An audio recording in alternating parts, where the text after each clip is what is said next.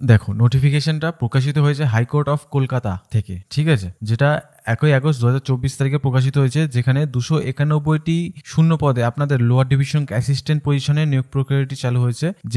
এখানে আপনারা দেখতে পাচ্ছেন যে 291টি, এই 291টির মধ্যে অ্যাপিল সাইড এবং অরিজিনাল সাইড এর মধ্যে ভ্যাকেন্সি ভাগ করে দেওয়া হয়েছে, যেটা আমরা পরবর্তীতে দেখব। এবং এর সাথে সাথে আপনারা দেখতে পারবেন যে এই পজিশনের জন্য আবেদন করতে হলে 12 পাস থাকলে আপনারা খুব সহজে আবেদন করতে পারবেন, এবং 18 থেকে 40 বছরের মধ্যে যে কেউ এখানে আবেদন করতে পারবেন। তো এই নোটিফিকেশনটি খুব সহজেই আমার ভিডিও ডিসক্রিপশন থেকে ডাউনলোড করে ফেলতে পারবেন, এবং ডিসক্রিপশনে দেওয়া আমাদের অফিসিয়াল টেলিগ্রাম চ্যানেলেও যুক্ত হতে ভুলবেন না, কারণ আমরা প্রতিনিয়ত কেন্দ্র সহ রাজ্যের সমস্ত চাকরির নোটিফিকেশন সেইখানে দিয়ে থাকি। এবং আমাদের এই ছোট্ট ইউটিউব চ্যানেলকে অবশ্যই সাবস্ক্রাইব করে রাখবেন। চলুন ভিডিওটি শুরু করা যাক। তাহলে প্রথমে বলা হয়েছে কলকাতা হাইকোর্টের পক্ষ থেকে নোটিফিকেশন প্রকাশিত হয়েছে 291টি শূন্যপদ রয়েছে লোয়ার ডিভিশন অ্যাসিস্ট্যান্ট পজিশনে, ঠিক আছে। তো এখানে আপনাদের ডিটেলস অফ ভ্যাকেন্সি, যেটা 1 নম্বর পেজে গেলেই আপনারা দেখতে পারবেন যে অরিজিনাল সাইডে এবং অ্যাপিল সাইডে দুভাগে ভাগ করা হয়েছে। অরিজিনাল সাইডে টোটাল ভ্যাকেন্সি আপনাদের রয়েছে 46টি, এবং অ্যাপিল সাইডে আপনাদের টোটাল ভ্যাকেন্সি আছে 245টা, ঠিক আছে। এখানে পিডব্লিউডি ক্যাটাগরিটাও খুব সহজে এখানে আবেদন করতে পারবেন। তো এই পজিশনগুলোতে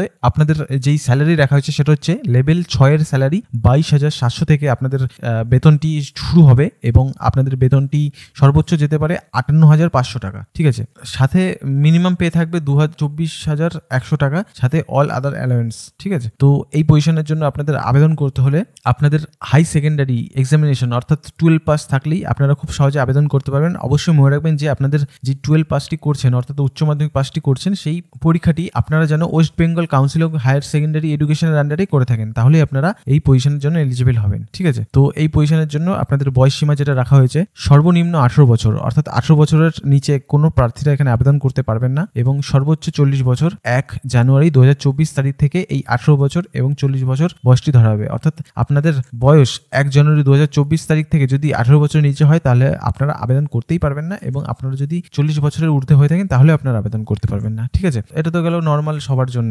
এবার যদি আপনারা এসসি অথবা এসটি হয়ে থাকেন, শিডিউল কাস্ট এবং শিডিউল ট্রাইব হয়ে থাকেন, তাহলে আপনারা অতিরিক্ত 5 বছরের ছাড় পেয়ে যাচ্ছেন। অর্থাৎ 18 বছর থেকে 40 বছরের জায়গায় আপনারা যদি এসসি এসটি হয়ে থাকেন তাহলে 18 থেকে 45 বছর সর্বোচ্চ বয়স সীমার মধ্যে হয়ে থাকলে আপনারা খুব সহজে এখানে আবেদন করতে পারবেন।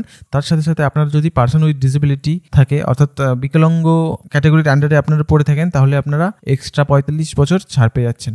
এবং এছাড়াও অন্যান্য ক্যাটাগরিরা ছাড় পেয়ে যাচ্ছ, যেখানে এক্স সার্ভিসম্যান ক্যাটাগরিরা রিল্যাক্সেশন পেয়ে যাচ্ছ as per the government rules অনুযায়ী। এই পজিশনগুলোতে আপনাদের আবেদন করতে হলে আপনাদের যে বয়স সীমাটা এখানে রাখা হয়েছে সেই বয়স সীমাটার ডকুমেন্ট হিসেবে আপনাদের এজ প্রুফ হিসাবে অ্যাডমিট কার্ড অথবা মাধ্যমিকের সার্টিফিকেট দেখালেই আপনারা খুব সহজেই জন্মের প্রমাণপত্র হিসাবে এটি ব্যবহার করতে পারবেন। এই পজিশনে আবেদন করতে হলে অবশ্যই সিলেকশন প্রসেসের মধ্য দিয়ে আপনাদেরকে যেতে হবে, যেখানে ফেজ 1, ফেজ 2 এবং ফেজ 3 মতন স্টেপ রয়েছে। প্রথমে আমরা আলোচনা করছি ফেজ 1, যেখানে unsuccessfully submission of the online application, অর্থাৎ আপনারা যে অনলাইন অ্যাপ্লিকেশনটি করবেন, অনলাইন অ্যাপ্লিকেশনটি সাবমিট করার পর আপনাদের preliminary screening test OMR based exam হবে, যেখানে টোটাল 90 মিনিটসের এক্সামটি হবে, যেখানে arithmetics, general knowledge and computer proficiency অর্থাৎ কম্পিউটারের দক্ষতা থেকে কোশ্চেন থাকবে, তারপর জেনারেল ইন্টেলিজেন্স এবং ইংলিশ ল্যাঙ্গুয়েজের ভেতর থেকে কোশ্চেন থাকবে। টোটাল 100 মার্কসের আপনাদের কোশ্চেন থাকবে। অবশ্যই মনে রাখবেন যে 100টি কোশ্চেন থাকবে, পুরোটাই 100 মার্কস, অর্থাৎ একটি কোশ্চেন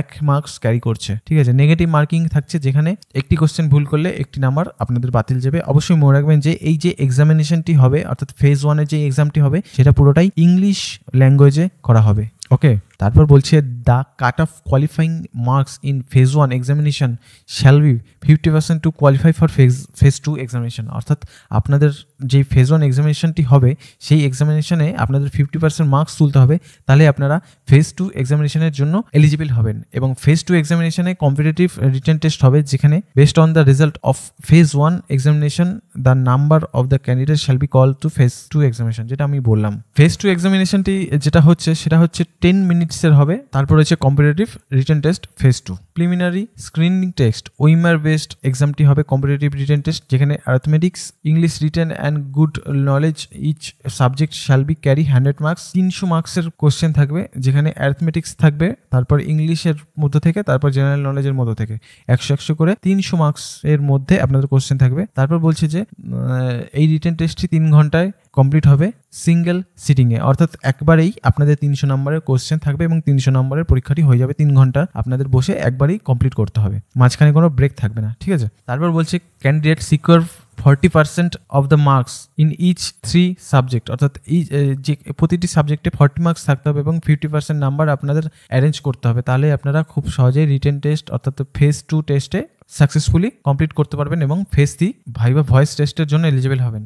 ঠিক আছে, তো ভাইভা ভয়েস টেস্টও আপনাদের 100 মার্কসের হবে, যেখানে কম্পিটিটিভ রিটেন টেস্ট এবং viva voice test shall be considered at the time prepare overall final merit test list. তারপর বলছে marks obtain in competitive written test and viva test shall be considered at the time of preparing overall final merit list, অর্থাৎ merit লিস্টে আপনাদের যেই নামটি থাকবে সেটি পুরোটাই আপনাদের কম্পিটিটিভ রিটেন টেস্ট এবং ভাইভা টেস্ট এর মার্কস অবটেন যা মার্কস করে পেয়েছো সেই অনুযায়ী আপনাদের এখানে মেরিট লিস্টটি বেরোবে। আশা করি এটা ক্লিয়ার। এখানে নোটিফিকেশনটি যেহেতু অনলাইনে হবে এবং অনলাইনে আপনাদের পুরোটাই যেহেতু এখানে নোটিফিকেশনটিতে আবেদন করতে হলে যেহেতু অনলাইনে আবেদন করতে হবে, অর্থাৎ জবে আবেদন করতে গেলে অনলাইনে আবেদন করতে হবে, তার জন্য আপনাদের এক্সামিনেশন ফি দিতে হবে। ঠিক আছে, এই এক্সামিনেশন ফিটি আপনাদের এসসি এবং এসটির জন্য 400 টাকা।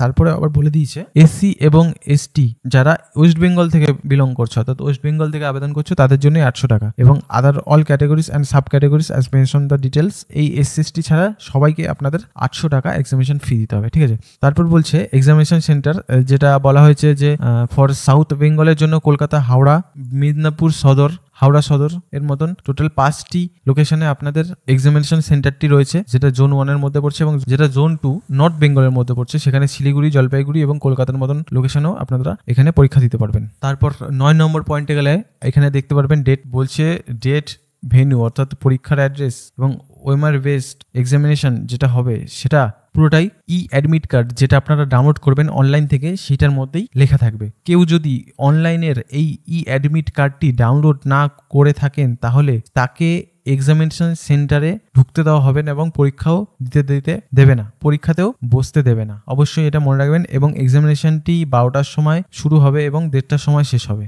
আরও বলছে 10 নম্বর পয়েন্টে যে no admit card will be send by post, অর্থাৎ অ্যাডমিট কার্ড আপনাদের সেন্ড করা হবে না বাই পোস্টে, ডাউনলোড করবেন এবং প্রিন্ট আউট করতেই হবে আপনাদের অ্যাডমিট কার্ডটি অনলাইন থেকে। ঠিক আছে, এবং এখানে বলছে জেনারেল ইনস্ট্রাকশন যেখানে applicant can be submit only through online mode and no offline application will be considered entertained, অর্থাৎ এখানে বলা হয়েছে স্পষ্ট করে যে অনলাইনে যারা যে ক্যান্ডিডেটগুলো এই পজিশনের জন্য আবেদন করার ইচ্ছুক তারা শুধুমাত্র অনলাইনেই আবেদন করতে পারবে, অফলাইনে কোনো সুযোগ নেই। এবং এখানে যদি অফলাইনে আবেদন করে থাকো তাহলে তার প্রশ্নই ওঠে না, আপনাদের অ্যাপ্লিকেশনটি ক্যান্সেল হয়ে যাবে। আশা করি বুঝতে পারছো। এবং যারা অনলাইনে আবেদন করতে চাইছো তাদেরকে এই ওয়েবসাইটটিতে যেতে হবে, যেখানে ক্যালকাটা হাইকোর্ট.gov.in ওয়েবসাইটে গিয়ে আপনারা খুব সহজেই এই পজিশনগুলোর জন্য আবেদন করতে পারবেন। এই নোটিফিকেশনটি আপনি খুব সহজেই ডাউনলোড করে ফেলতে পারবেন আমাদের ভিডিও ডেসক্রিপশন থেকে। ডেসক্রিপশনে দেওয়া আমাদের অফিসিয়াল টেলিগ্রাম চ্যানেলেরও লিঙ্ক দেওয়া হয়েছে, সেখানে যুক্ত হয়ে প্রতিনিয়ত কেন্দ্র সহ রাজ্যের সমস্ত চাকরির নোটিফিকেশনের সাথে আপডেটেড থাকুন এবং আমাদের এই ছোট্ট ইউটিউব চ্যানেলটিকে সাবস্ক্রাইব করতে ভুলবেন না। সবাই ভালো থাকবেন, সুস্থ থাকবেন।